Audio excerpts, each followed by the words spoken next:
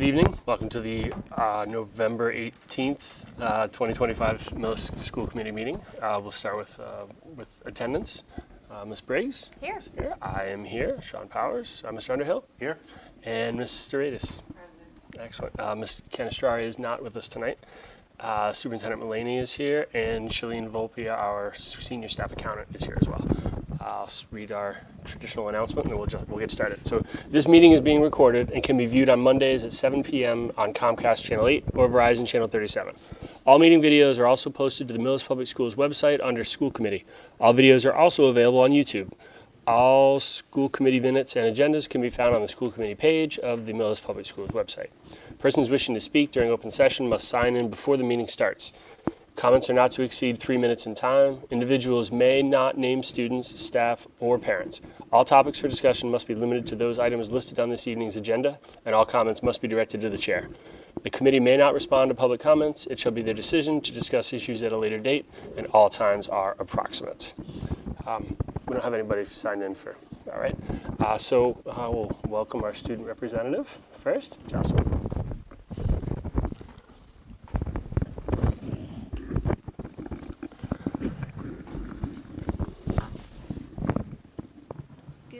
Everyone. Hi.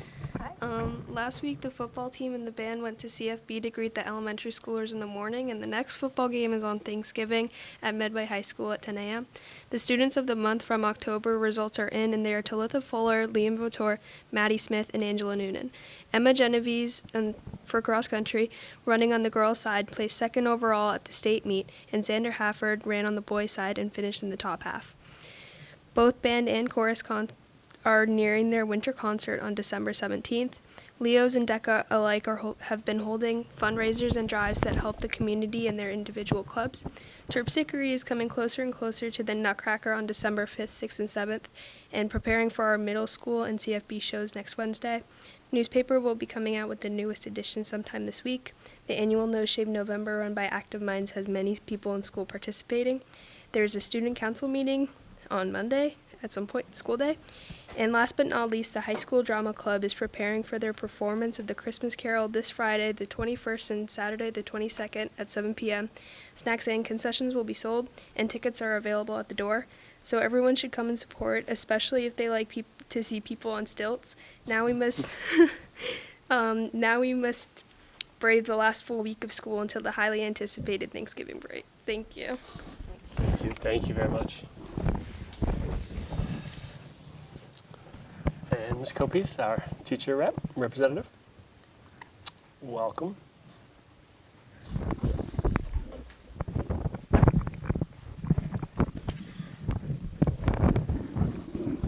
Good evening. So from the Clyde Brown, Wing Masters will be presenting to the 4th grade, as they have for many years, on Friday the 21st, which is this Friday. They're going to bring several rehabilitated birds, and this fits seamlessly into the 4th grade study of animal adaptations. Next Tuesday, the CFB will have their annual community thank you all school assembly. The CFB students will present community members thank you projects, so members of Millis Police, Fire, Town Hall, Library, Millis Food Bank, Veterans, and Senior Center are invited to the assembly. The 3rd grade immersion class is headed to the grocery store for a field trip tomorrow that combines language application and math with community service. The students have done an incredible job raising over $530, which they will use to purchase food that they will deliver to the food bank after shopping. It's pretty impressive. The 3rd grade is starting to come over to work with the elementary science methods class starting this week. We have kindergartners scheduled to come over the first week in December, so we are very excited about that. More updates to follow. And also from the Clyde Brown, teachers have coordinated a joint field trip across grade levels to the Regal Bellingham Movie Theater on Wednesday, December 3rd. The students will travel to watch Zootopia 2 as part of a broader language experience. The goal is to immerse students in Spanish outside of the classroom with pre- and post-trip activities designed for both immersion students and those taking Spanish as a special. The Home and School Association is generously covering the full cost of the trip. The Paw Post is off to an incredible start. Miss Doherty and Mr. Colazzo have rallied a massive group with around 58 energetic 4th and 5th graders showing up for every meeting. They're lucky to have 2 middle school helpers. The students have already mastered the basics of writing and using Canva, our design and editing platform. They are now broken into groups led by our 5th grade editors. The CFB journalists are working really hard, and they are looking forward to sharing their November issue. Last Thursday was World Kindness Day, so CFB celebrated by giving each student an undercover kindness mission. Their missions were on their desks when they arrived at school on Thursday, and they were asked to continue their mission last week and this week. We will review how their missions went during our grade level counseling sessions at the end of this week. And on Friday, students and staff participated in 2 whole school rewards. One reward found staff dressing like students and students dressing like staff. And another reward was students were able to have their snack in the cafeteria and watch a special show together as a group. So it was a great day all around. At the middle school, the 6th grade ELA students have finished reading Canyon's Edge or Alone. And so they've gone on to read additional books on related topics, and they are focusing on character change. In social studies, they're learning about the important turning points in history, such as the creation of tools, fire, art, music, and the domestication of plants and animals. So this week, they made their own hand axes from a rock, a stick, and a bar of soap. Okay. I'm going to have to go upstairs and see what that looks like. I'll report back. Yeah, please. Okay. Maybe bring one as an example. So we can I'm see. making a note of that because I'm curious. All right, 6th grade scientists is finishing up their unit on the human body, and they're ready to use their microscopes to dive into cells and microorganisms. I know every time in 6th grade I used a microscope, I saw my eyelashes and thought I saw something. And it wasn't until I was like in high school that I realized I'd been looking at my eyelashes for like 3 years. So 7th graders are using math to explore the distributive property and write factor equivalent expressions. And 7th grade ELA students are exploring the major themes and symbols in Touching Spirit Bear. 8th grade students have decorated and filled 40 Thanksgiving boxes for families in the community, and they delivered them to the Millis Food Pantry. And the ELA students are reading Fever 1793 and getting excited for their field trip to see A Christmas Carol at the Trinity Theater. And in civics, they have been engaged in analyzing the Declaration of Independence. At the high school, the class of 2026 hosted a babysitting night for town meeting. So they had 48 families take advantage of that opportunity, which was great. Mr. Nash went into Ms. Jones's class this last week to introduce the vision of a graduate e-portfolios to the current 9th graders. The 10th graders are in their 2nd year with their vision of graduate portfolios. And we had our parent-teacher conferences taking place last week as they were sort of district-wide across the district. And that's the exciting news I have. Any questions besides how to build an axe with soap, stick, and bar? I love the idea of teachers dressing like students and students dressing like teachers. That's so fun. Yeah, my 3rd Really? grader loved I it. love Like that. I had to teach her how to tie a tie. Oh, Yeah. that is so fun. But I just wanted to repeat, if you don't mind, the group, the immersion group went on such a nice list. They haven't gone on it. Well, which one? The one to the grocery store or the one to the movie theater? So the 3rd grade immersion class went to it's going to the grocery store tomorrow. They raised $530, so they're going to buy food and then donate it to the Millis Food Pantry. And then I believe it's next, probably Roche Brothers. I bet they're walking. Yeah. Oh, yeah, And Mr. Colazzo said He's it got was them moving all the Brothers. time, Yeah. so. Yeah. They've got a busy week. They'll be in my classroom on Thursday. They're going to the grocery store tomorrow. And then the Clyde Brown as a whole, so the students who have Spanish as a special, as well as the immersion students on a grant from the Home School Association, will be going to the Bellingham Regal Cinema to watch Zootopia 2. The whole as a- school? It's a little vague here. It says there's quite a few of them. Bob, you have more details on that? That's awesome if they're all. I'll have more details, I'm sure, coming up on that one. Yeah, I'm just rereading. They do It just says a joint field trip across grade levels. So, it's whatever animated movie is in the Yeah. theaters. I think I'm trying to remember which ones the girls did, but they I'm just kidding. yeah, no, I can't remember, but yeah, it's cool. it's Zootopia Yeah, 2, yes, that I yeah. can say. So, I They've will done it have, before, yeah. yeah, I will Yeah, have it's- more it's details cool. the next time around, I am sure. Oh yeah, that Oh, I is thought you said they're going to take them on a real- field trip to the Registry of Motor Vehicles. That would be. Oh, Horrible. Not very exciting. I can't. Talk about a real world field trip, though. Like, Uh-huh. why you don't let your license expire, so you can do it online and never have to go here. Yeah. One of the best classes I took in college was like a business mathematics, how to balance a checkbook, how Well, to, that's you know, the what- financial you know, literacy yeah. class that Rachel, I mean, that's what Rachel Allen is doing in her financial, I'm pointing because that's her room next door to us, not like That's she's like fantastic. there right now. But yeah, that's the financial literacy class at the high school at this point, is great that they for are doing that. exploring all of these, like how to calculate your interest payments. So like if you take a 5% loan or a 2.5% loan or fixed rate versus, so we actually have a class here at the high school that's doing it, and the kids speak really, really highly of it. Wonderful. I wish I had something like that in high school myself. So, Yeah, yeah, exactly. that's been a really nice addition to the course catalog this year. So, Great. thank you. Thank you. I don't know if we're doing crypto yet, but I think just teaching them that, you know, you have to put more money in the account than you take out is probably. Thank you. Have a good night, everyone. Thank Thank you you. so much. All right, we'll move to the action items we have. The first is consideration to approve the November 4th, 2025 meeting minutes. Mr. Chair, Ms. Briggs? I make a motion to approve our November 4th, 2025 meeting minutes. Okay, moved and seconded. I know Mr. Hill was not here at the meeting, so he's abstaining. All in favor? Aye. Aye. And abstain. Passes unanimously. With one abstention. With one abstention, yes, thank you.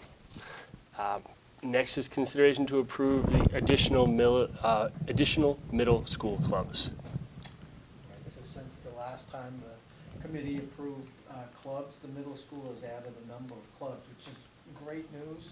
And it's one of the advantages of having a single lunch for the whole school. Because then you can have a club where sixth graders, seventh graders, and eighth graders, you know, get to do a preferred activity together while supervised. It's been great, and the kids are pumped up, you know, for all the different clubs.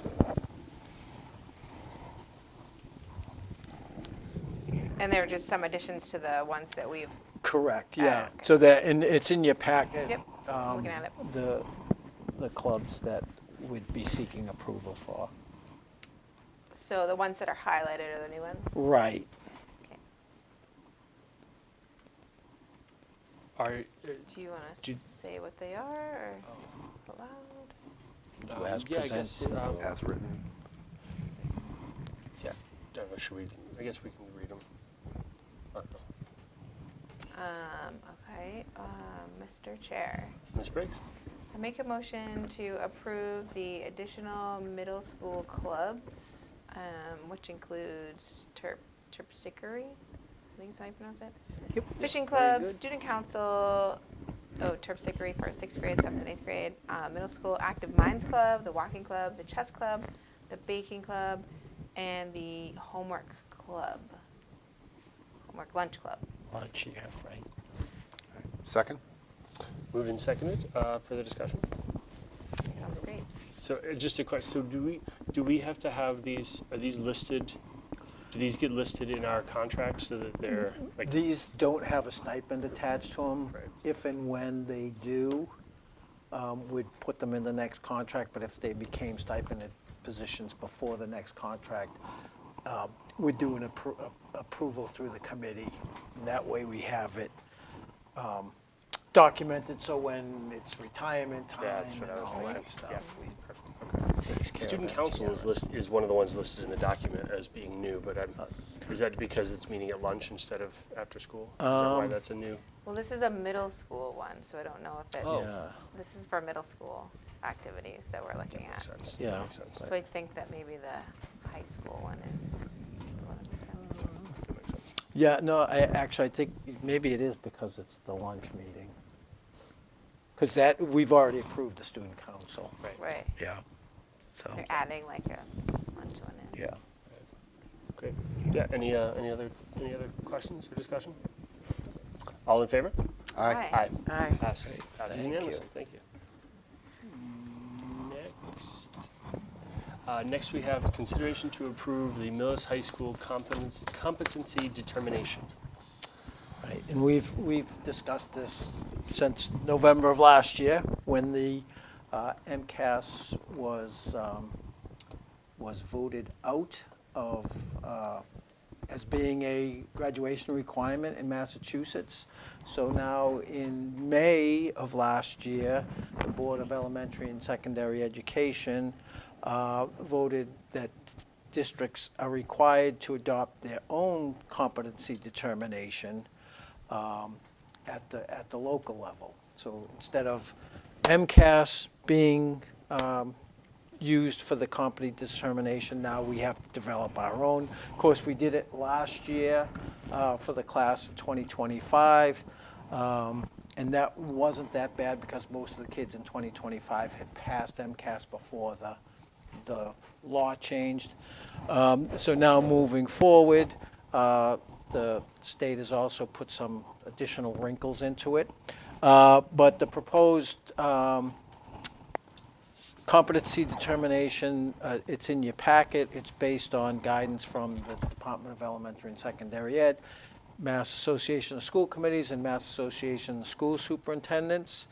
And the requirements for the competency determination to certify mastery in ELA, math, and science, and mastery on the standards that were assessed by the 2023 MCAS. It requires satisfactory completion of coursework in ELA, math, and science.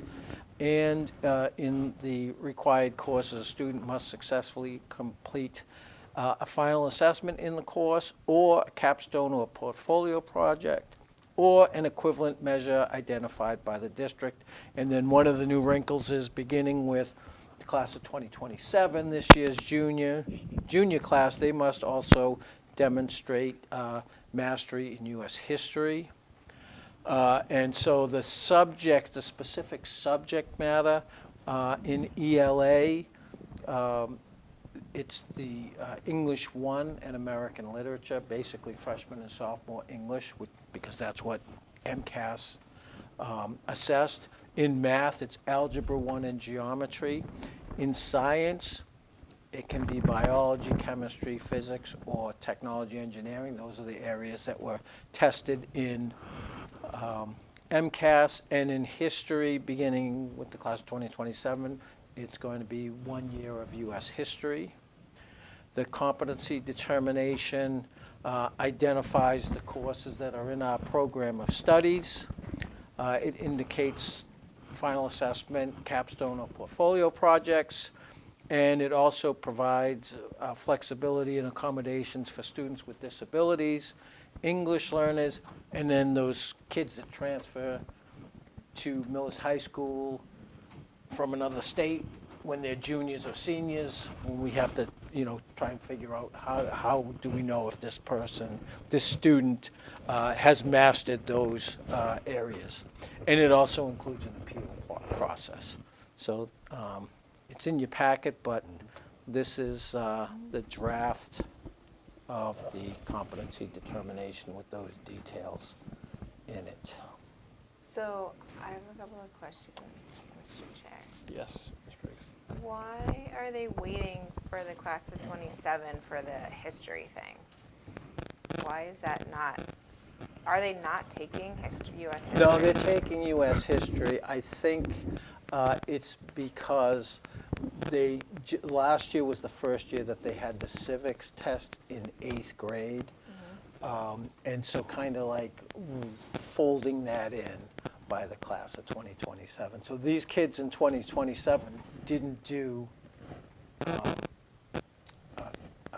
history MCAS, but they did do a civics project in 8th grade. So they're kind of folding it in that way. So even though the kids right now are taking civics MCAS, in the 8th grade. In the 8th grade right now, the kids are taking civics MCAS. The 8th graders take every single MCAS pretty much. Yes, they do. They're the lucky ones. But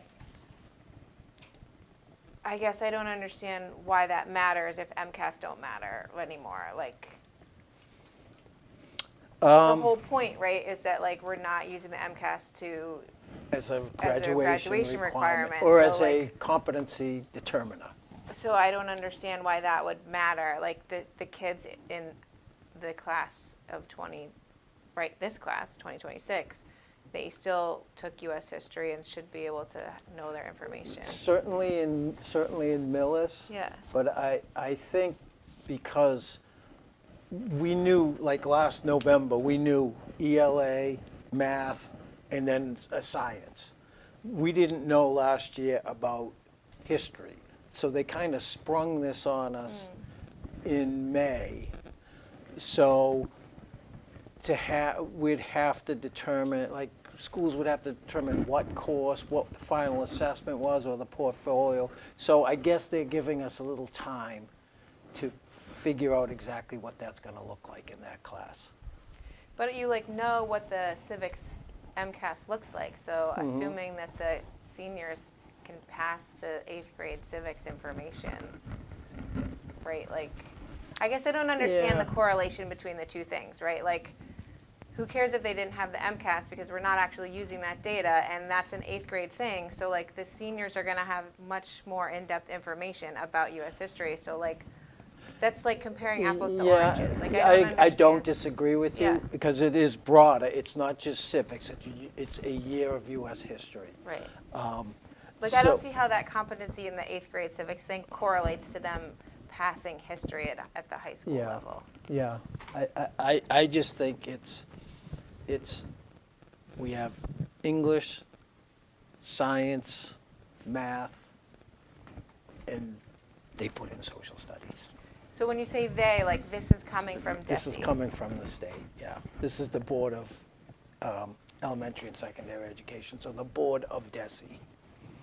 It was, frankly, it was kind of a surprise to superintendents as well. Okay. Wasn't there a high school U.S. history MCAS that was Years ago. like, Yeah, and was back- supposedly it's coming back, so if I far remember, back when like, I was more recently? when I was a teacher. Yeah. So yeah, so the civics one came back in the 8th grade. There wasn't talk of a high school. There was talk of a high school one, but they suspended talk of it because of the cost it would be to develop a test. And this is probably like 10 years ago. Gotcha. But the social studies MCAS test in the high school, at first it was world history. And so in 1993, when it was coming out, all these school districts changed their curriculum for world history. And then after a couple of years, there was there was a movement on Beacon Hill saying, why are we requiring world history and not U.S. history? So then it went to U.S. history, and schools had to alter their curriculum again. And then it was decided at that point, we're going to hold off on this because it's costing too much money. And so fast forward to 2027, we will be having our kids have to show mastery in U.S. history, which, by the way, is already one of our local requirements. And so I guess in that's a what my number of point is, these, like, aren't we already having them the show local this? requirements exceed the competency determination Okay. in a lot of cases. Okay. You know, our kids take more than just algebra and geometry. So this is a floor rather So- than a ceiling. Yes, and like you could pass the competency determination, Yeah. but still not meet the local requirements to get your diploma. Okay, so that's my next question, I guess. Like, this says this is the Millis competency determinations, but like this isn't then, because this is the state competency Well- determination. So like, what else do we have in there that, or what else do we require that's not listed here? So it's the Millis. Every district has to do it. The states, there's no blanket state one anymore. The state one used to be the MCAS. Okay. That's gone. Okay. So now the state is telling every district, now that's your job to come Okay. up with a competency determination. But Got they it. tell us what has to be in it. It has to be algebra and geometry. It has to be English 1 and 2. So what makes this uniquely Millis Yeah.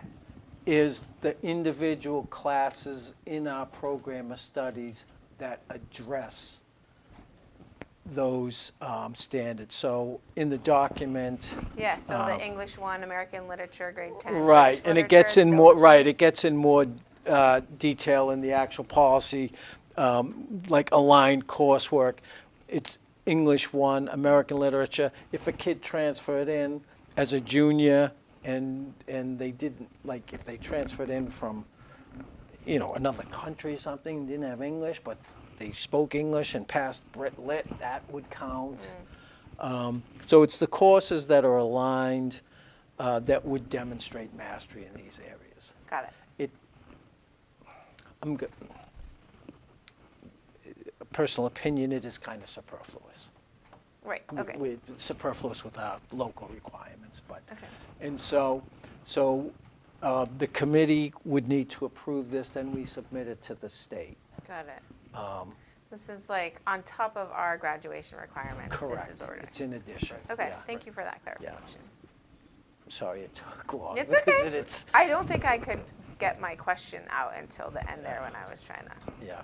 It's all good. So, And literally, because I didn't realize the U.S. history it was May of 2025 is when the immediate release went out. I think from the state saying, oh, Yeah. by the way, U.S. history is oh, also by the way, Needed. you got to add it. Yeah, May 20th, 2025, DESE communicated. Now you also have to add U.S. history Right. to your CD requirements that Right. they. because everything up until that point was just whatever the MCAS tests were, those are the standards that you have to determine competency in. And then they said, then let's throw in history. Which, as a formal history teacher, I'm okay with that. All right, I got it. So the. Yeah, are there other questions about anything that's any part of the draft? No. There's a so I'm looking at the second page, on the of the draft. Right in the middle it says to show mastery. Right. To show mastery, a student must successfully complete. So successfully complete means pass at whatever grade level, right? Whatever. Right, that's our that's the language, interpretation. yeah. Okay. And like referencing the grade, because it just, if I answer every question, I've completed it successfully in the sense that I've completed the exam, but Didn't pass it, like right. without, regardless of the grade, but this ensures that the grade, like the successfully really means you have to achieve you have to achieve a passing grade. Right. And then, mastery in some type of final assessment, if that's the determination. If you don't get it in the final assessment, then we can do a portfolio review. Right. So, Okay. Got it. and this is something, right now, the requirement is only that we have one and we submit it to the DESE. The DESE has said they are not going to look at them and tell districts, or yours, this doesn't meet it, or that doesn't. They're just collecting them, which makes me believe that at some point in the not too distant future, we'll be doing this all again. Because right now, they're just collecting them. And To see what I every said, school is doing. right, and because how they're what's out passing. there, and then Right. Yeah. Because state law still technically requires that even without the exams, right, without It MCAS, has it to still be a requires that we have competency a competency determination requirement. yes. Right? So we check the box, but Now, are you Just gonna check like the have box. them make you? We were talking about the e-portfolio. She mentioned the e-portfolio. Is that something that's gonna like document this too? It Like, could, depending on the class, it could be one of the ways to demonstrate mastery, yes. to keep with our Millis portrait of a Millis graduate. Mhm. in there. Okay, that's what I think my district is ended up doing, but just curious. Okay, I'll stop asking questions. no, it's only if you don't have any more questions. Mr. Chair, Ms. Briggs? make a motion to approve the Millis High School competency determination as presented. Second? Moved and seconded. Any further discussion? All in favor? Aye. Aye. Passes unanimously. Okay, so that takes care of the action items that we have. So we have a couple of time and learning items. One is the first one is a presentation on Millis communication with families. And communication with families, and particularly families with for whom English is not their first language and have a preferred language or a home language that's different from English.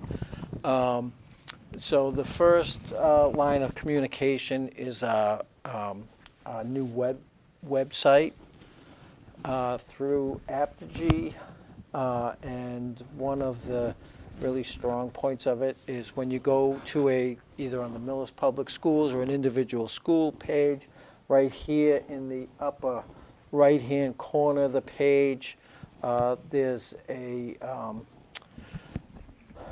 translate button. If you click on that, you have a menu of menu of languages that you can choose, and when you choose that language, whenever you go on the website, it is in that language.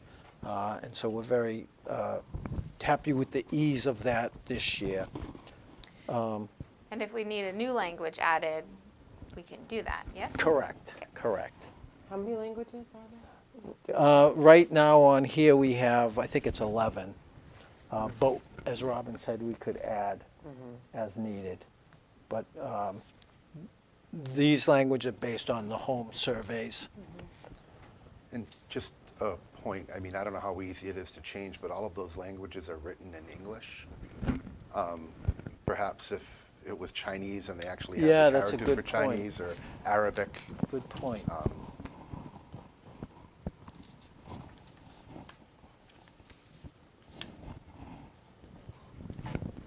That's a good point. Thank you.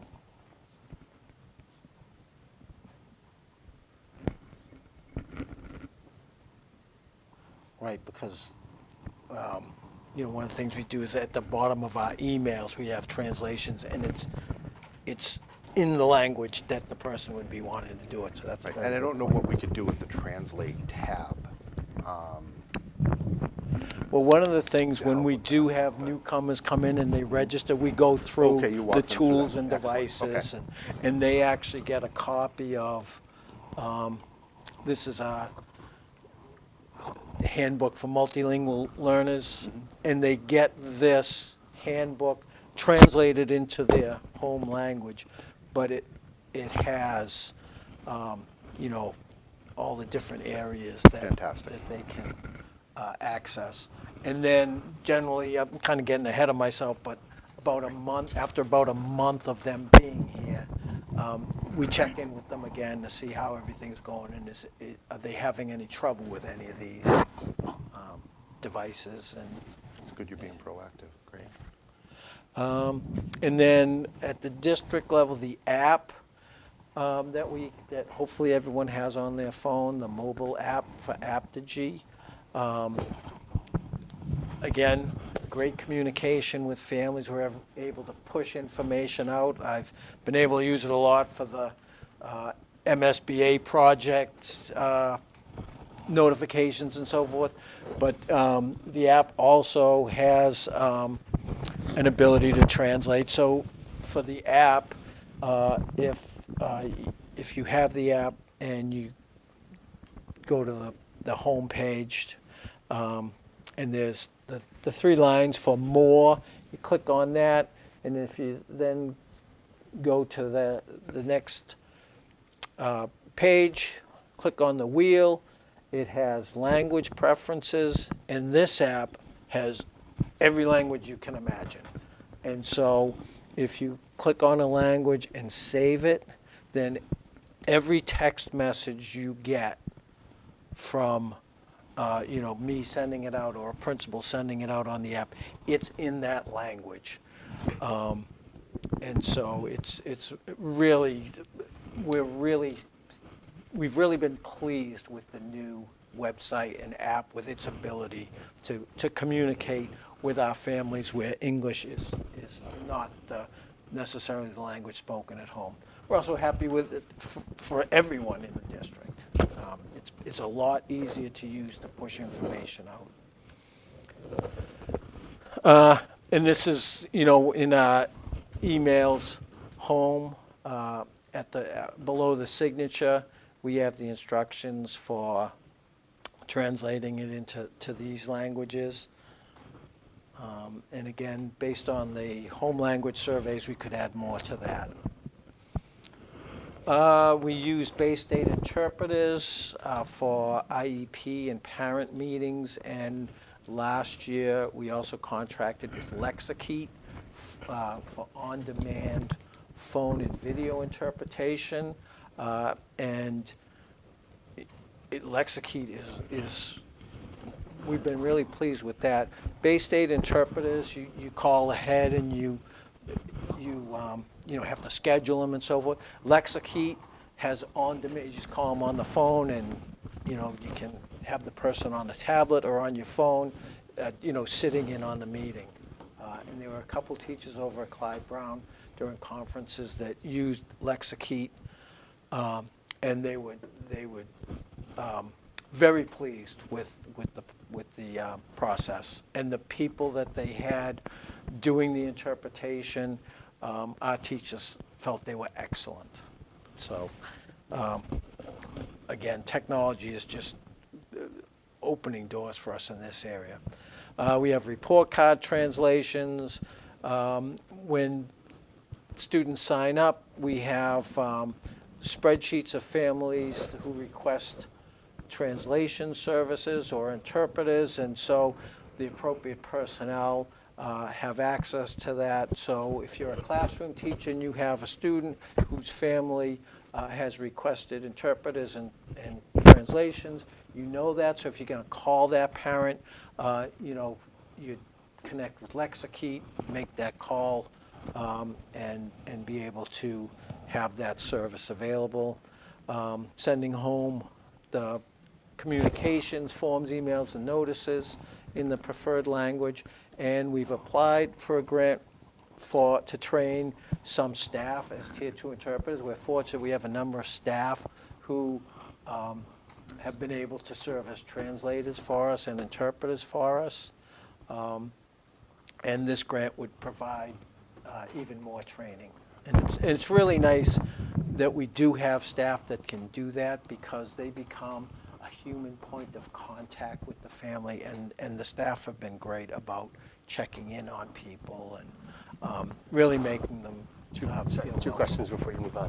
Yeah. So tier 2, what does that mean as a tier 2? Is that like a what does that mean? Yeah, and Jamie, you might know more about this than I do, but there's different levels of, like, an interpreter for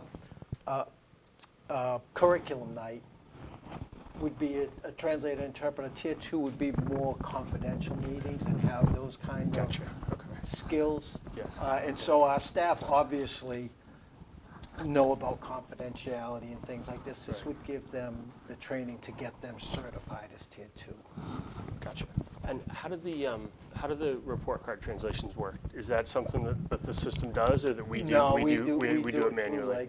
Right. The basic, like the standards-based report card, all the terminology is translated, but then for individual kids, the comments and stuff are translated, and so that's more like time-consuming. The teacher just puts the comments in Google Translate, and so they get the comments in the preferred language. So I see that you have a spreadsheet with interpretive services for.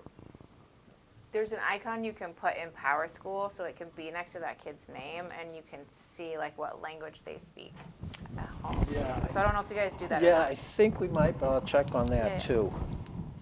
Just as another place for people to be able to see that.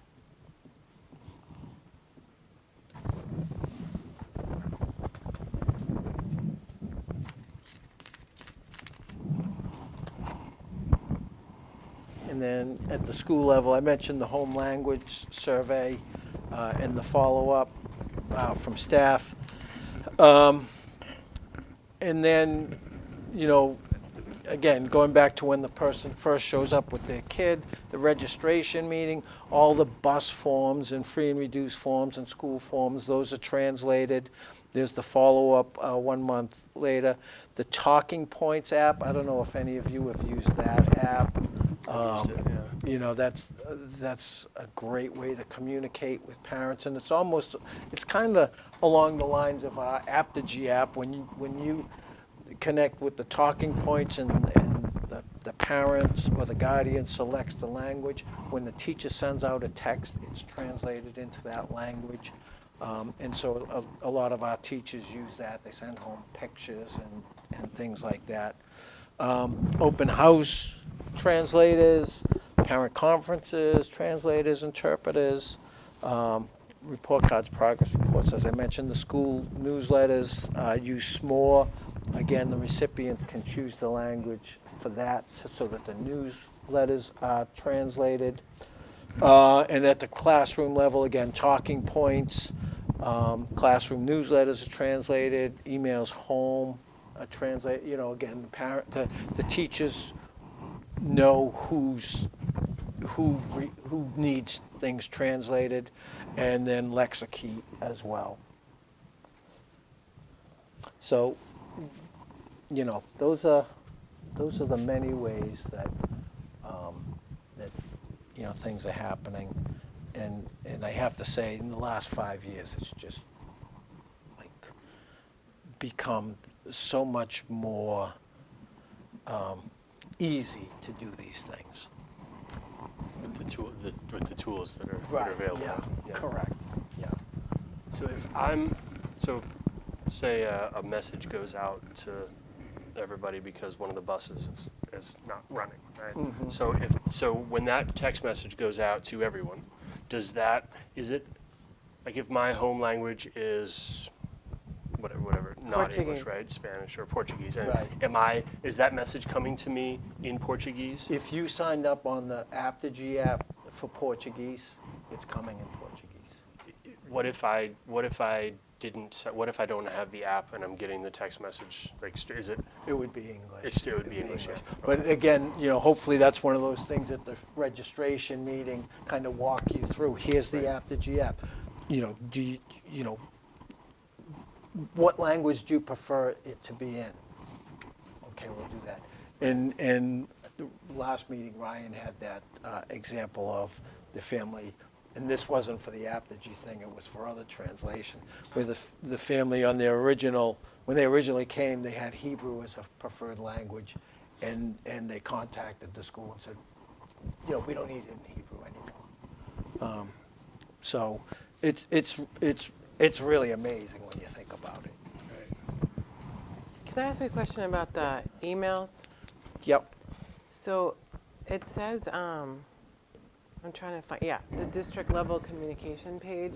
Yep, with the email translations. Mm-hmm. Yeah.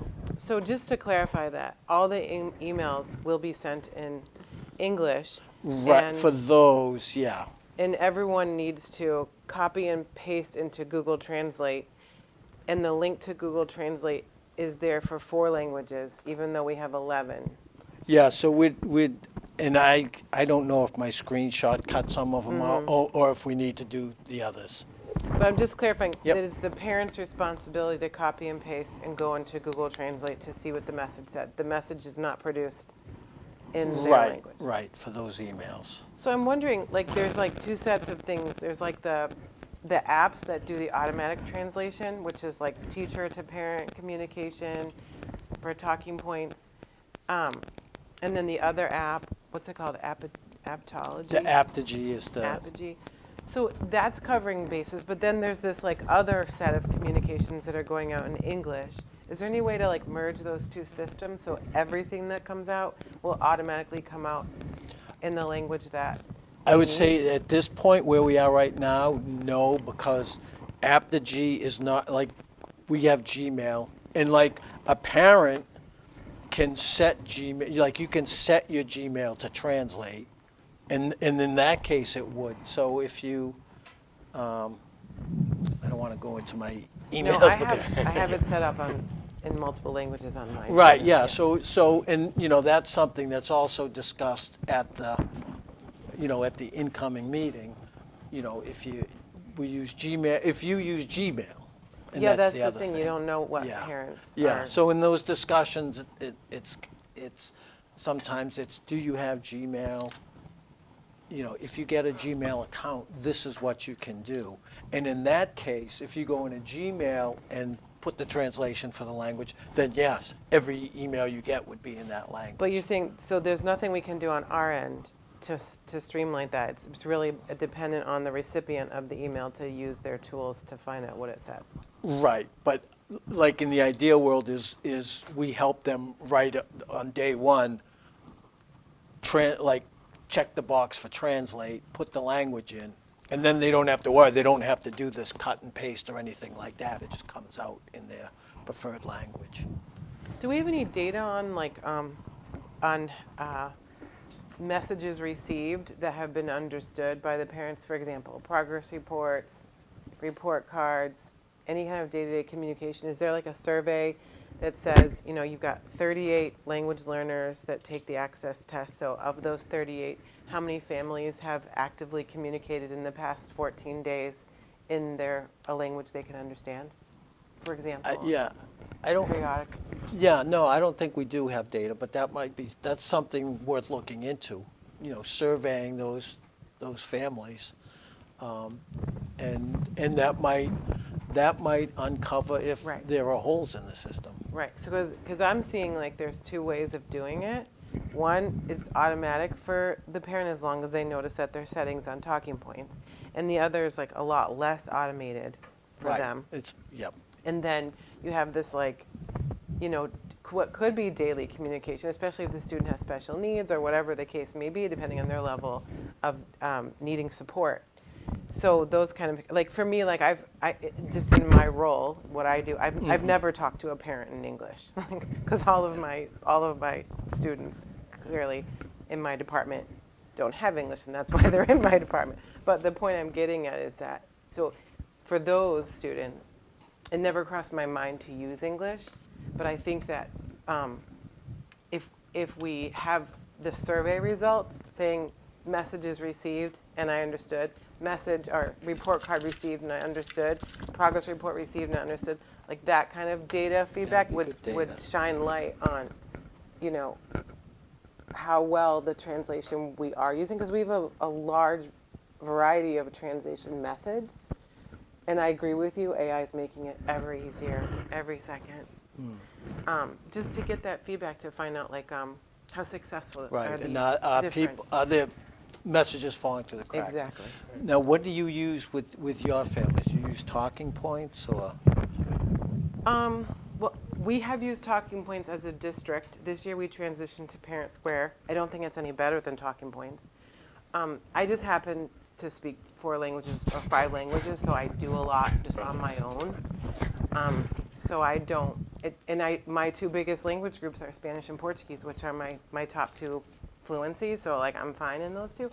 When I do use, I have a young lady right now who's a brand new newcomer, and she is a Haitian Creole speaker, I just use this one. It's like the Apple.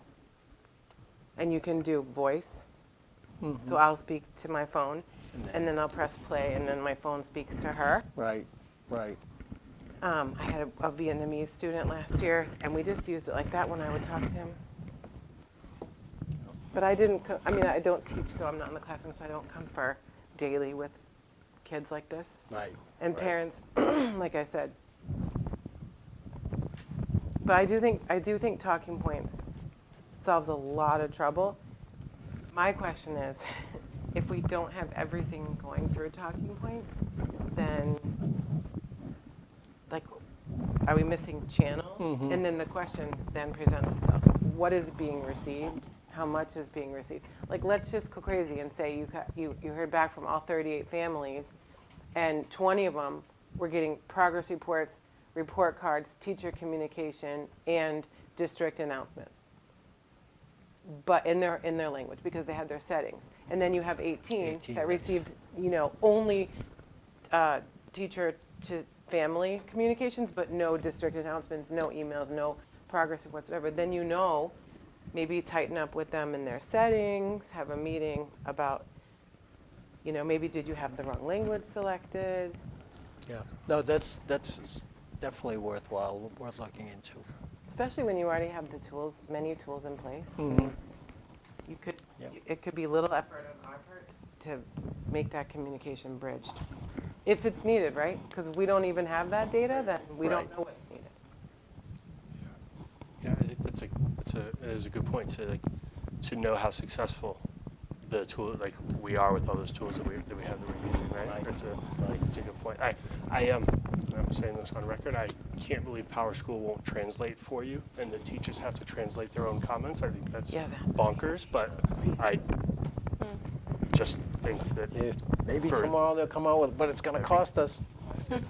which For talking you would- points? No, No, if, no, if like for Power Power School, like School. if Power Oh, for School, Power like Power School, or maybe Aspen does it. I don't like. Yeah. The school information systems, student information systems should Yeah, they should have that these function by days. now. Which is Yeah. it's a shame to have the teachers need to translate their comments like manually to put them into Google Translate and then put them in. That's Right. I mean that's beyond us. But I just wanted to say that out loud. No, I agree with that. Yeah. Especially when there's they shouldn't have to do that. They've got a lot on their plates. Exactly. Yeah. Thank you. Thank you for running through all that. Sure. Yeah, thank you for answering my question. So we have, I think we're just gonna keep rolling. Right, so we have MCAS results. MCAS Sorry, I chuckled. and access for 2025. This was prepared by Maureen Knowlton. Maureen couldn't be here tonight, but as you're well aware, she's our data expert. So we'll just jump right into it. For 2025, this slide just shows our grade spans and how we're doing compared to the state. So the grade spans, we're operating above the state average for meets and exceeds percentages. Anywhere from 3 points in grade 3 to 8 ELA to 22 points in grade 10 ELA.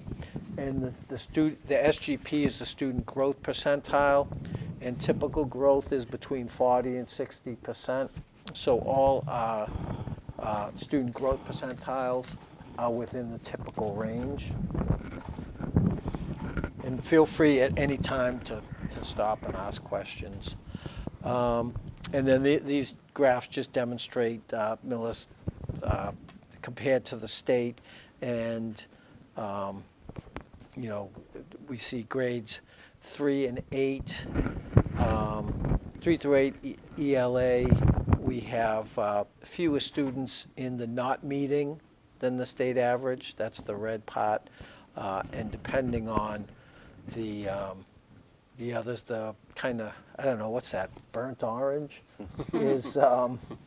is partially meeting, and then the green is meeting, and the blue is exceeding. Wait, so it's grades 3 through 8? Right, we're going to get to individual grades in a minute. These are just Okay. that the MCAS also reports it by grade span.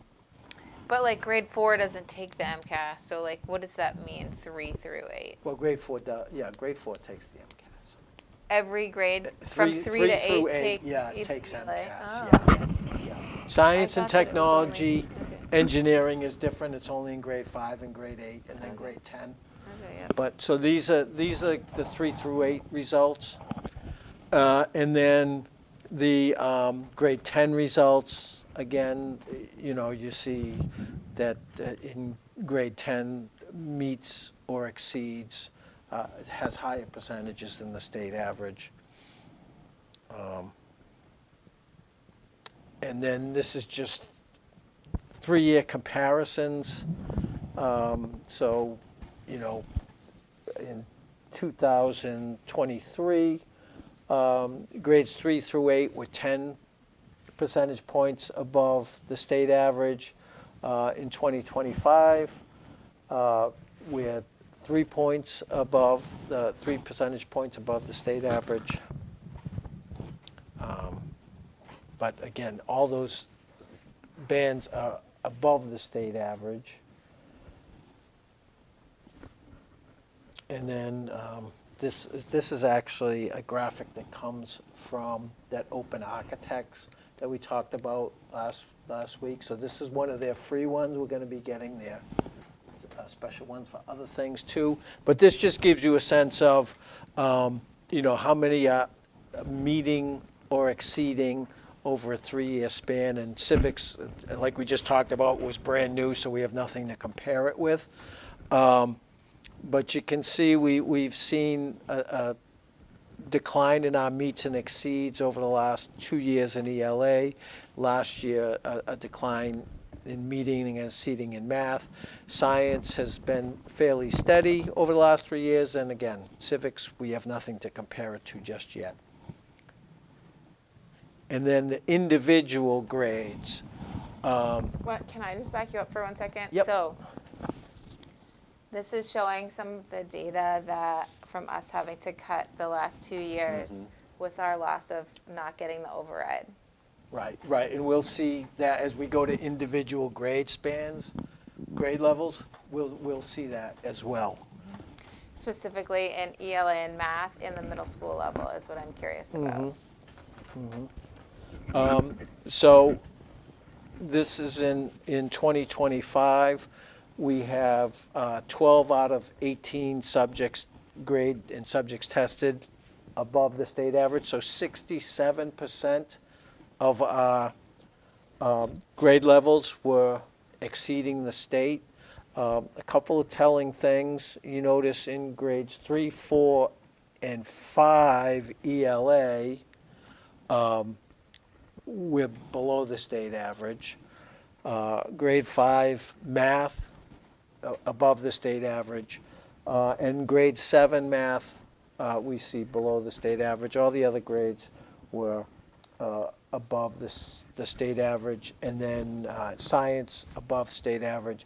Civics, first time we've tested, but our students were above the state average in civics.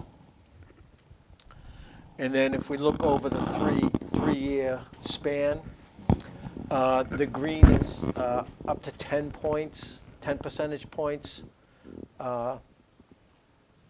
above the state average. And I'm sorry, the blue is 10% or more above the state average. The green is above state average or equal to state average.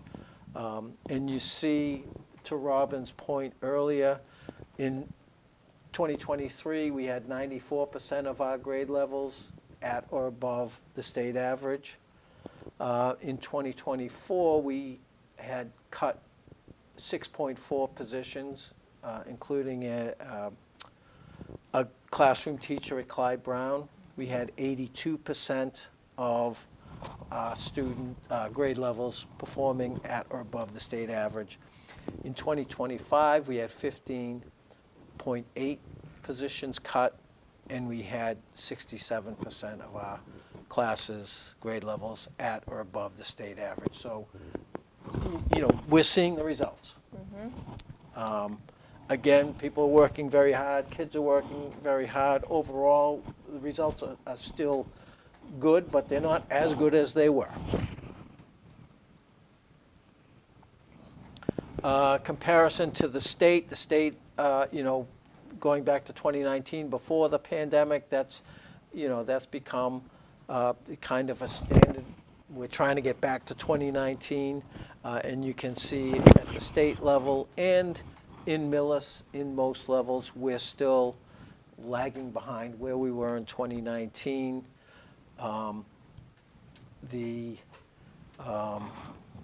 We see grade 10 ELA was above 1 point above where they were in 2019.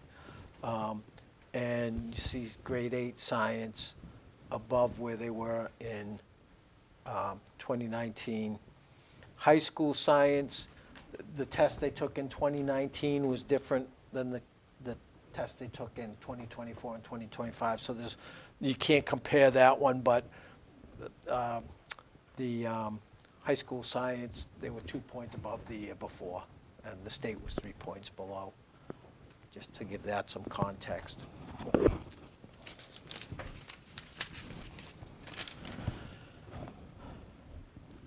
We have our DOT school analysis.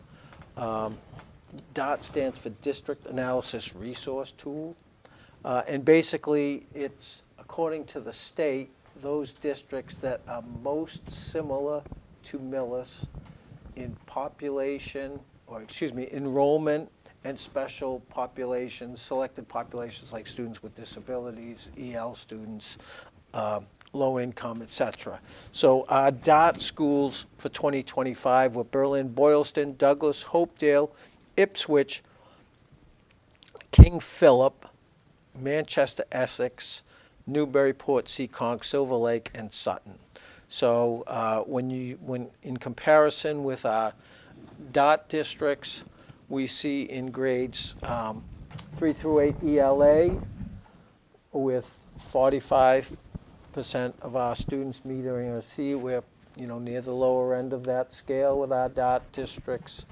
In grades 3 through 8 math as well, kind of near the lower end. In ELA grade 10, you can see, in comparison, MCAS results were fairly good. And in math, middle of the pack, slightly above halfway. And then in science, in grades 5 and 8, again, kind of middle of the pack, tending towards the lower half of the comparison schools. And then, some of the things we talked about earlier, 22 teachers over, school year 23-24 and 24-25. 22 staff layoffs. We lost a 4th grade teacher, CFB reading specialist and CFB reading tutor, CFB math tutor, Millis Middle School math and reading tutors, and we lost the doubles in ELA in 6 and 7 and math in grade 8. So again, that has an impact. And so MCAS is our MCAS results are kind of showing that impact. We also have large class sizes. Last year's grade 3 had 99 kids. Grade 5 had 109 kids. And again, that would have been, had we not lost the 4th grade teacher, we would have had 109 kids divided up between 5 classes rather than 109 kids divided up among 4 classes.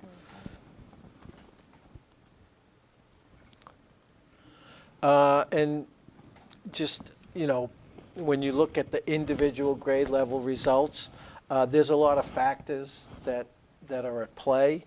And, some of our grades have larger class sizes, and the composition of those classes have an impact, the number of students with disabilities, the number of English learners, so on and so forth.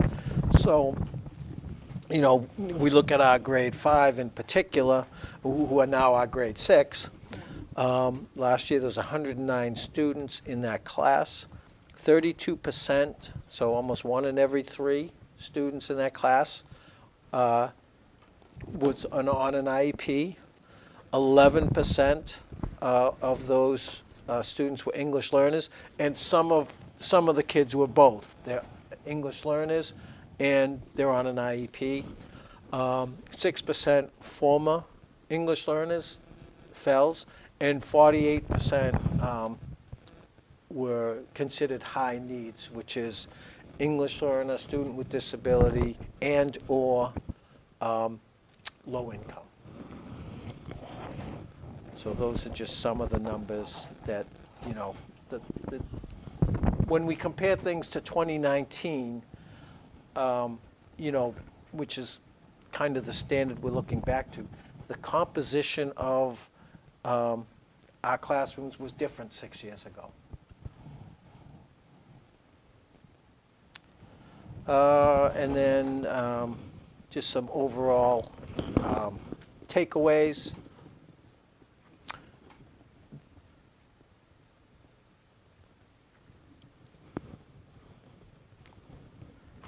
You know, we've had an increase in number of high-need students at Clyde Brown, and at the same time, we've had a decrease in support services as a result of those cuts.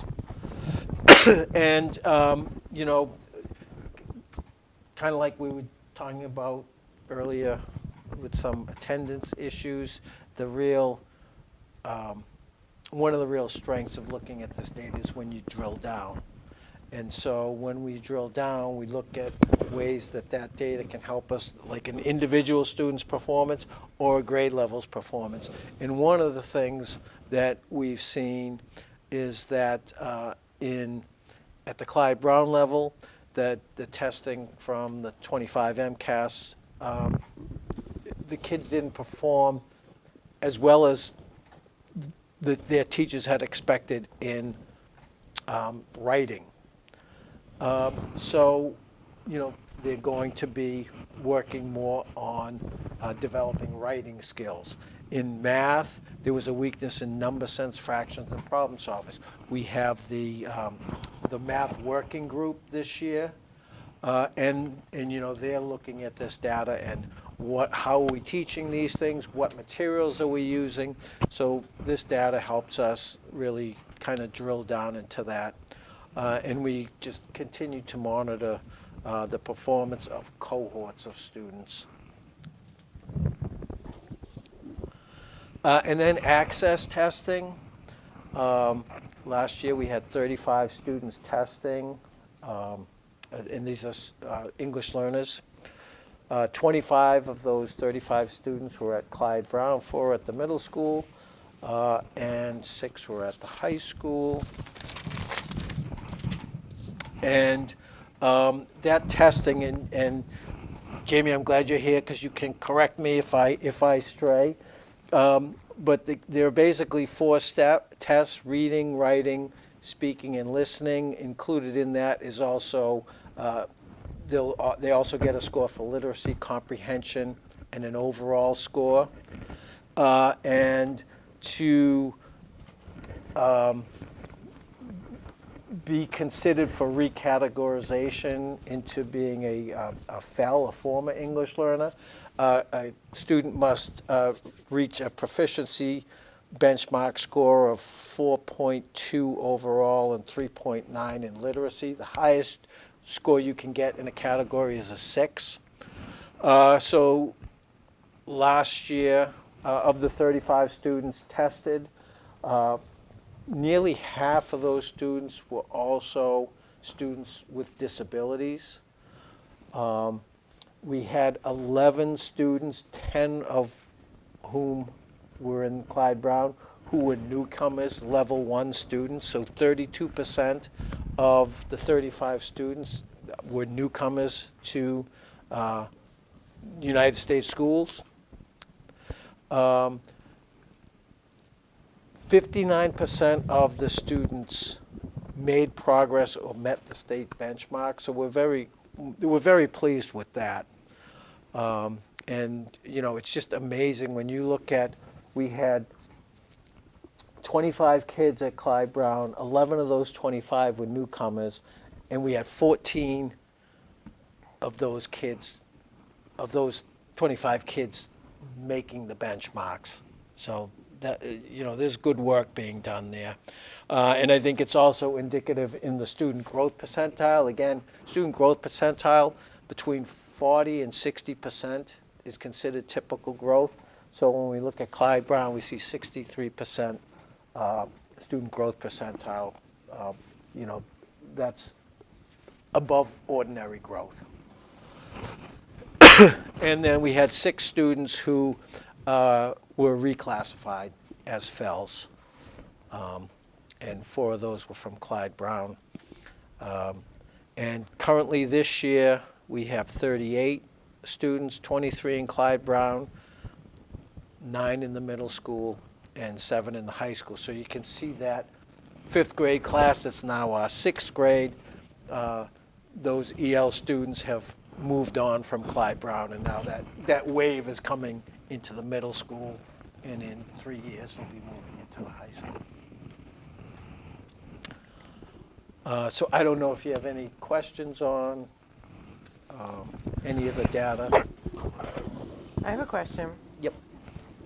So, just who takes the access test in Spanish? Because I'm really unable to tell from these numbers. You got 6 FEL students from last year, so it could be as many as 20 FEL students in the district, which all of whom are eligible for dictionaries during testing and taking the test But, in Spanish. oh, you mean taking MCAS in Spanish? And using dictionaries if they choose the English test or the ELA test, they have to take in English. So you might have, how many FLEPs do you have, like 40, 20? Because you only have 6 from one school year. Right, from 1 year. So probably 6 a year. At the top of my head, yeah, probably. So that makes And a then- total of maybe 70 students that would be eligible to use dictionaries on the test and take the test. So I don't know of those 50, 60, 70 students, including the FALs, what language backgrounds they have or what languages they take. But if any of them have Spanish as their first language, are they testing in Spanish? If they qualify, yeah, they can Everyone take the test in qualifies as Spanish. their first They can language. take the test in Spanish. If it's Spanish, I mean, Portuguese speakers, it's a They little. can use the one-to-one dictionary. Yeah, they can also take the test, the Spanish test, because it's a bilingual test. Everything that's in Spanish is face-to-face with the English version. So sometimes we find that although Portuguese and Spanish are distinct languages, sometimes there's enough cognates some in the written cognates. that it does provide support. So they're looking up less words in their dictionary, their word to word, especially if they're in year 2. Year 1 doesn't test. But that's like 70 kids or 80 kids, depending on how many flips. Yeah, that I be. would think we might be a little lower because the preponderance of kids are in Clyde Brown, and some of them aren't taking MCAS yet. But you know how many are the taking number MCAS in is Spanish? the number is high. I don't know off the top of my head. I can find that information All out. immersion students are eligible to take the test in Spanish as well. So that's like a whole strand. So we could have hundreds of kids testing in Spanish if we wanted. Yeah, the immersion kids generally take English. Take it So in that might be English. something to look at. Their literacy is developed by Senora Osborne or Senora Cohen in Spanish first. So I don't know. Something to think about. Yeah, I don't know if they're because their home language is English. I don't know if they are eligible to take. Jesse makes every student involved in an immersion or 2A bilingual program eligible to take the test in Spanish. Sadly, they don't offer it in Portuguese, which is Yeah.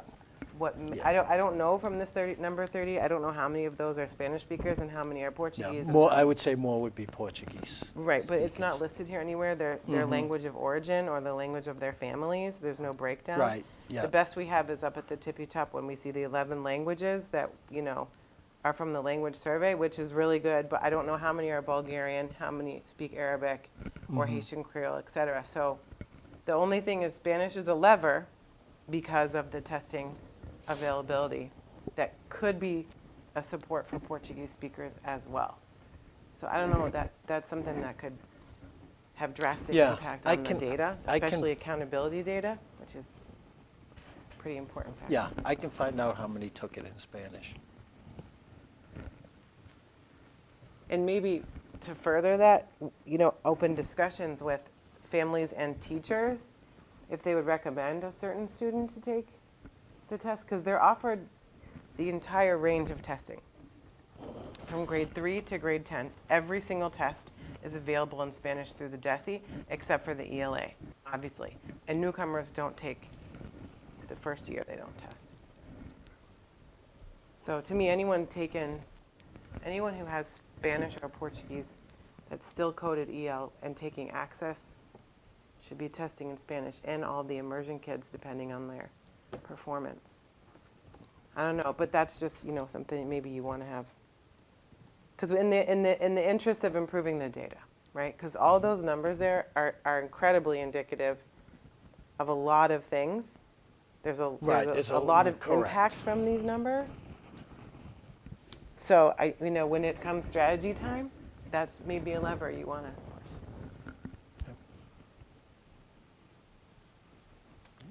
Thanks.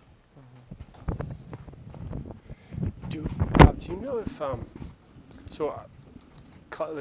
so our district students with disabilities percentage, right? As I was looking at this, my brain wanted to look at the breakdown of the schools. So like our overall percentage is 20.1%, I think it was, for the district, right? Right, And very close to the state average. yeah, and but the Clyde Brown is just over 22%. Yeah, Is that? Do you know if that's are we more unique in that our younger grades have more, or is it, and as they get older, they either, graduate is a way to put it, like they graduate off the Right, IEPs, yeah. or like, Off the top of my head, I would curious, like- say it's not unique. Yeah. Just based on other districts I've worked in. Yeah. Because a lot of times what happens is some kids do, get to a point where they no longer require special education services. Right. So the numbers tend to be higher at the elementary level. Because they kind of catch up to grade levels, so Right, sort of like right, they're making the effective progress, right? Yeah. So some students, they're on an IEP for their whole academic career. But there are other students who, get back to grade level, get back to accessing the curriculum, don't need specialized instruction. Because I'm thinking about the staffing cuts. Like if our student population, the younger population has a higher percentage of students with disabilities as it rises. Like the impact of staffing cuts just is exaggerated even more because of that would be the wave because like going through. we have more need and we have less so it just makes it worse, the gap between the staffing and the need of the students. Just as just curiosity, Something to be cognizant of. Right, exactly.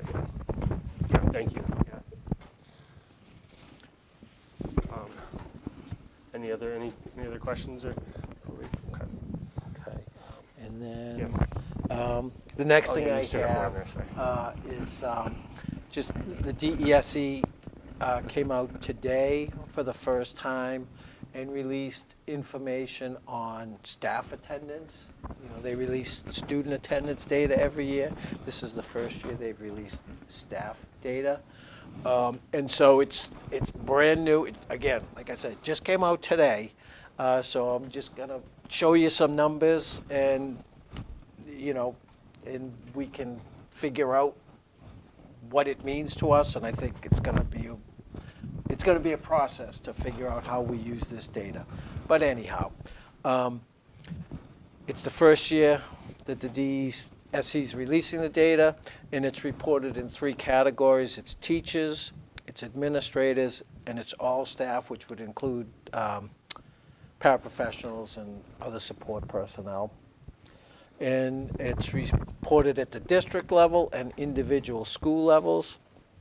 And data is not reported for groups of under 6 people. So, for example, they don't report the data for Millis Middle School administration because there's only 1.5 people. And this is the thing that I think kind of skews the numbers. Absences include, and this is a quote from the DESE, missed work time that falls outside of paid vacation time or district-approved professional activities. Personal days, sick days, jury duty, bereavement, paid leave, maternity, paternity, unpaid leave, anything that's not a vacation is included as a quote-unquote absence. So when a teacher goes out on maternity leave for 8 weeks, that's 8 weeks of absences that are added to the total. Rates and percentages are based on the number of expected days in the employee's contract year. So for teachers in Millis, it's 185 days. For administrators, generally it's 260. We have some other administrators who are on contracts that are fewer than 260 days, but it's the number of days you are absent divided by the expected days of work. So that's how they come up with these numbers. And here they are. So if we look as a district, all staff, we have 181 staff members who were included in the data, an attendance rate of 93.4%. The average number of absences per employee by their calculations was 12.4. And again, that's 12.4 days over the average employee, for the average employee over the average number of days they were supposed to be in school. For administrators, we have, overall in district, we have 10, so they can count that, 95.4%, and a 10.8% number of absences. And teachers, we had 98 teachers, 93.2% attendance rate, 12.4% average days absent, and that's over 180 days, 185 days, excuse me. Clyde Brown, broken down, 93% attendance rate, 12.7 average number of days absent. Clyde Brown teachers, 92.9, 12.9 average number of days absent. Middle school, 93.2%. For all staff, 12.6 days. Teachers, 92.6%, 13.6 average number of days. High school, 94% attendance rate, 11.2 average number of days. And the teachers, 94.7 and 9.8 days absent. So when we first got this data from the state, it's a bunch of numbers. Today they released the state averages, so at least we have something to compare it to. So just some data on the state. And the state, this graphic also shows student absences, student rate of absence. So across the state, 93.4 for all staff, 94.5% attendance rate for administrators, 93.5 for teachers, and we see students at 93.2. And then average number of days, 11.9 for all staff, 11.3 for administrators, 11.7 for teachers, and 11.9 for kids.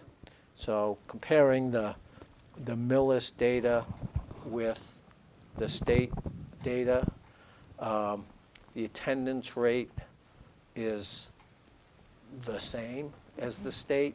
Number of absences are different, and part of the discrepancy could be a couple things. Some districts might have fewer than 185 days. They have to have at least 180, but some might have fewer than 185.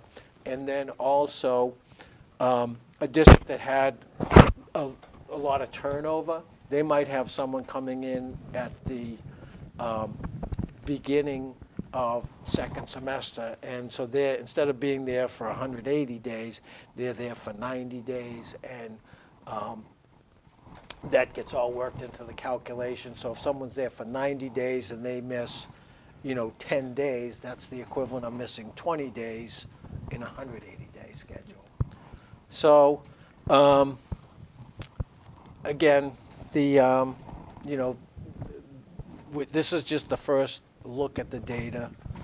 And then just because we keep track of student data as well. And so Millis student data compared to the state is, 94.8% attendance rate, and the state's 93.2, 9.1 days absence, as opposed to 11.9%, 11.9 days. So we'll see as we think about this data some more, how it's going to help us. I think, again, like we said with the MCAS, there's some power in drilling down in the individual results and how that impacts teaching and learning. I think the bottom line is, as we say with students, we want you to be in school, and we think it works best when the student is in school and the teacher's in school together. I love that. At the same time. Yes. Yep. So. Well stated. And that's so that's what I have on staff attendance. It feels like a step towards another accountability data point for the state. Right, which And is they're comparing state, like student performance on whatever metrics they're using and staff attendance, and like it just feels like another variable to correlate. right, and it's and if we're gonna if this is the way that it's calculated and collected, well, you could have like the administrators, the 10 administrators. We didn't have anyone on maternity leave. They had maternity leave at all our buildings. And if you happen to be in a school with a lot of teachers who have young kids who go out on maternity, or who have, like when your kid's sick, you have to stay home. Depending on the circumstances of the faculty, that's going to impact your attendance rate, and that could impact down the road your accountability. Right. So there's a lot of things that still need to be worked out with this, I would say. Yeah, agreed. Thank you for all of that. Sure.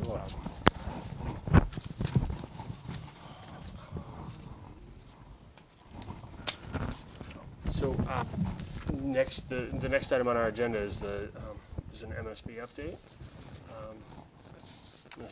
The MSBA, while we passed the town meeting, the first hurdle, Great woohoo! news. Town meeting was very, very busy. I think they said 668 people showed Oh, that up, was the final count. That's good. and that was great.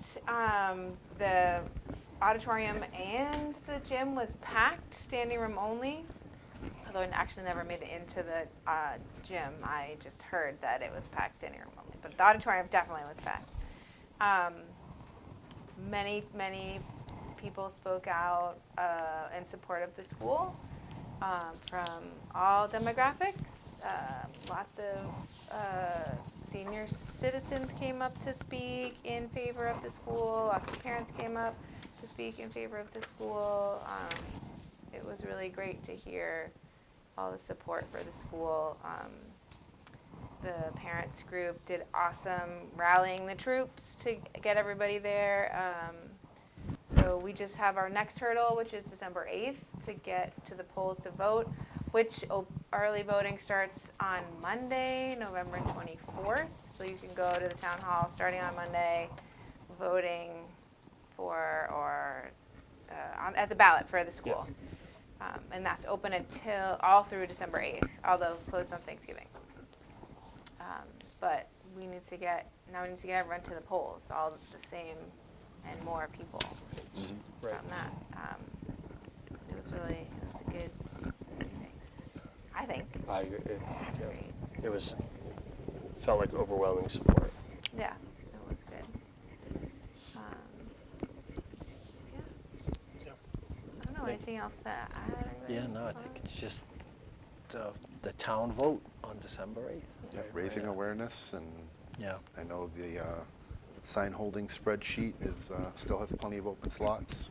Yes, For we're going to anyone start doing that when early voting starts, and in the mornings when people are dropping people off at Clyde Brown and the high school, to make sure that people can go in and do that, as well as that whole weekend push to the end of December, the beginning of December there, to the voting day that 8th. It's gotten to the point that every time I run into some friends in Millis, they're like, we know, we have to vote, but I'm just going to keep saying it. Yep. Yeah. Broken record, or a Right. broken record. Yep.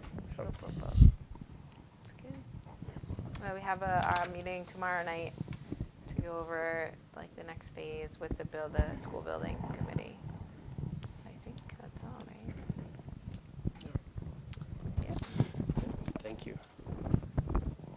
So, your break is over, Superintendent Mulaney. You're up next again for the superintendent's Yeah. report. So just the OST, we've talked about it before, and it's, the rate of increase is 3.04%. We already know one private special education school that's going to be requesting reconstruction of their tuition. But just in your packets is the actual letter from the OSD. I don't think that was in the packet the last time we met. Also in your packet is the quarterly memo from the Accept Collaborative.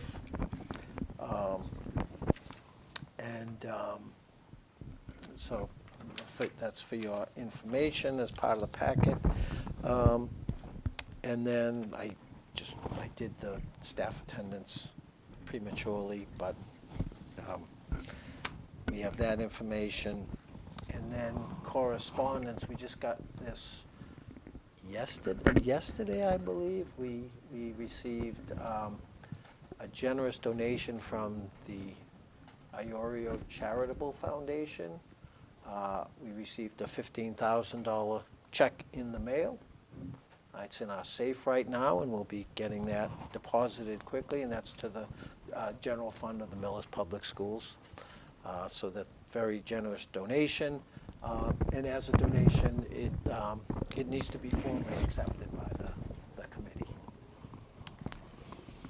Does it need to be an action item on our next agenda, or can we do it now because we just got the correspondence? In the Yeah, minutes we today? just got the call. I think we can do it as, new business, Okay. because that way we don't have to keep the check in the safe Yep. for 2 more weeks. We can Yeah. get the money where it belongs, That's a good point. assuming you accept it. Yeah. Otherwise, we can send the check back. Can I do one for Sure, one? go ahead. Mr. Chair, Mr. Underhill. I move that the committee accept the $15,000 gift from the Iorio Charitable Foundation. Second. Moved and seconded. Any further discussion? Just want to thank the Iorio Foundation. Yes. They have donated in years past, and this is super generous of them. And thanks so much. Yeah, they've been very generous to us. Will we be over the sending some years. kind of a thank you letter to Yes, them? yes. Okay. We will Sorry, I hear show my our grandmother in the back of my head appreciation. saying, "No," Absolutely. you know. Absolutely. No, it's a great donation to the Yeah, district. fantastic. Yeah, absolutely. Any other discussion? All in favor of accepting? Aye. Aye. Great, thank you. Passes unanimously, as it should. Wish we had more of those. I know, right, I right. know. I just wanted Any to other- circle yeah. back real quick on the OSD tuition rates that you sent over here, Bob. Yep. So on Saturday this week, Representative Arena DeRosa is going to be at the Millis Library. And so I was going to go and chat with him about this. And one of the things, he came to the town meeting, and one of the things that I spoke to him again was about this particular thing. And he said that he's looking to introduce a bill that limits the amount that they can increase the fund for the next year to 2.5%, which is what we can do. That's what I And suggested when I talked to him. That's great. Yeah, that's great. And that if a school needs to increase their tuition, because of course kids need to get that, the state should cover the rest of it. I love So that. I'm going to go and make sure that I'm going to show him this, and I know that we got another letter from a school that's increasing their tuition. Right. So you could send that to me, and I will give it to him on Saturday when I meet with him. Great. And I Yeah. happen to know a member of the select board is meeting with Senator Roush tomorrow, and Oh. I'll make sure that gets brought up as well. Yes. Since she sits on the education committee in the Senate. Yes, That would be very definitely. helpful. And I'm we'll- going to meet with her on Thursday to talk about this Great. and The more people who bring it up. Yeah. Yeah, Yeah. and there was a legislative hearing today that was virtual that I attended, discussing the inadequacies of Chapter 70 funding and the foundation formula. And so superintendents from all over the state spoke about the need to come up with a more equitable formula for determining Chapter 78. The formula itself is over 30 years old, and so a great need to look at this formula to make sure that schools are getting what they need. And the number of superintendents who spoke about needing to request overrides, and in most cases, those overrides not passing, was significant.